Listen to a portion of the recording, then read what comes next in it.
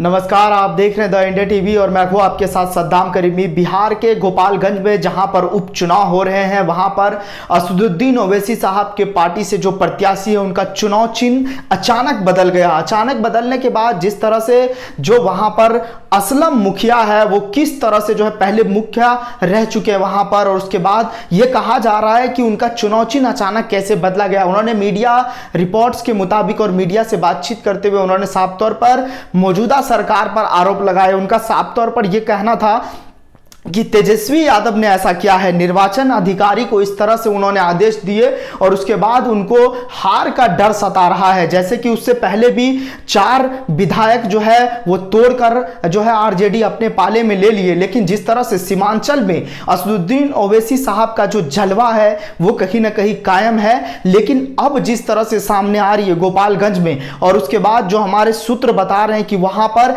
कहीं ना कहीं एक जो है घपला किया गया है, और उसके बाद यह कहा जा रहा है कि असदुद्दीन ओवैसी के पार्टी से मौजूदा सरकार, चाहे वह आरजेडी का हो, जेडीयू का हो, भारतीय जनता पार्टी पूरी तरह से डर गई है और उसको लग रहा है कि एमआईएम के प्रत्याशी जो असलम मुखिया है वो जीत रहे हैं, इस वजह से ऐसा किया है। ये असलम मुखिया का कहना है। और साफ तौर पर जिस तरह से सवाल खड़े हो रहे हैं कि गोपालगंज की जो सीट है वो काफी हॉट सीट बन चुकी है, और उसके बाद आरजेडी से वहां प्रत्याशी उतारा गया है, उसके बाद जो है बीजेपी से प्रत्याशी उतारा गया है, एमआईएम के प्रत्याशी को उतारा गया है। लेकिन अचानक जो चुनाव चिन्ह बदल गए, यानी पतंग के बदले उन्हें चारपाई मिला है। अब जरा सोचिए कि असदुद्दीन ओवैसी साहब के पार्टी का पतंग छाप है, लेकिन वो चुनाव चिन्ह नहीं दे करके अगर चारपाई चुनाव चिन्ह मिलता है तो इसको लेकर बड़ा सवाल उठता हुआ नजर आ रहा है कि क्या ओवैसी के पार्टी से वो डर गए हैं? क्या असदुद्दीन ओवैसी से साफ तौर पर वो डरते हुए दिखाई दे रहे?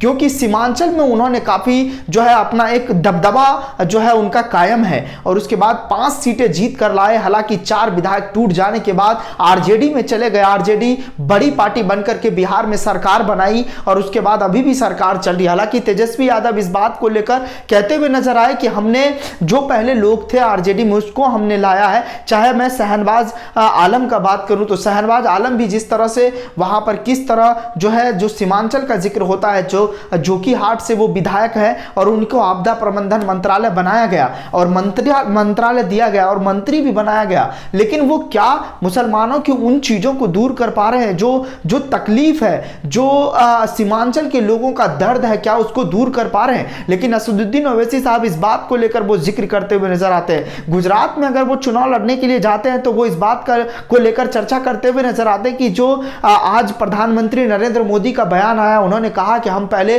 कबूतर छोड़ा करते थे, आज उन्होंने कहा कि आज हम चीता छोड़ने का सामर्थ्य रखते हैं। तो साफ तौर पर असदुद्दीन ओवैसी ने एक ट्वीट कर उन पर तंज कसा कि रेपिस्ट को भी आप छोड़ने में अव्वल हैं। तो ये चीजें आज जो गुजरात की जनता वो देख रही है। लेकिन बिहार के जो गोपालगंज में हो रहा है, जो उपचुनाव को लेकर चीजें सामने आ रही है, पहले तो विधायक को तोड़ने का काम किया, अब चुनाव चिन्ह को बदल दिया गया है। तो ये साफ तौर पर उन चीजों को लेकर लोग सवाल करते हुए नजर आ रहे हैं कि क्या ये चुनाव चिन्ह बदल देंगे तो क्या असदुद्दीन ओवैसी के प्रत्याशी वहां पर हार जाएंगे? इसको लेकर बड़ा सवाल है। लेकिन वहां की जो जनता है, वहां की जो आवाम है, वो साफ तौर पर यह कहते हुए नजर आ रहे हैं कि असदुद्दीन ओवैसी साहब हमारे लिए हक की बात करते हैं, हमारे लिए आवाज उठाते हैं, इसलिए हम उनके पार्टी को वोट करेंगे। और मुसलमानों की मुत्तहिद होने का जिक्र किया जाता है। वो साफ तौर पर असलम मुखिया ने द इंडिया टीवी के कैमरे पे साफ तौर पर इन चीजों को लेकर खुलासा भी किया और उन्होंने कहा कि अब हम दरी बिछाने में नहीं रह गए हैं, हम चेयर नहीं लगाएंगे, हम दरी नहीं बिछाएंगे, हम स्टेज नहीं सजाएंगे,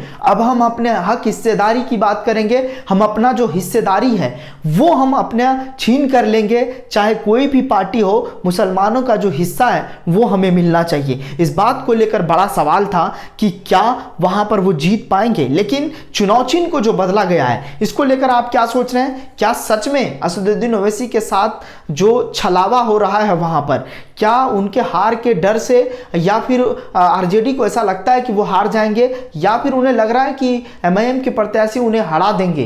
क्योंकि इससे पहले भी जब चुनाव हुए थे असलम मुखिया 50,000 वोट ला करके चौथे नंबर पर रहे थे। तो क्या अब भी डर सता रहा है? आप इस मुद्दे को लेकर क्या सोच रहे हैं? आपकी क्या प्रतिक्रिया है? आप हमें कमेंट बॉक्स में जरूर बताएं। आपकी कमेंट का स्वागत किया जाएगा। फिलहाल इस रिपोर्ट में बस इतना ही। बाकी ताजा तरीन खबरों के लिए देखते रहिए द इंडिया टीवी। नमस्कार। चैनल को लाइक शेयर एंड सब्सक्राइब करें और बेल आइकन दबाना ना भूलें।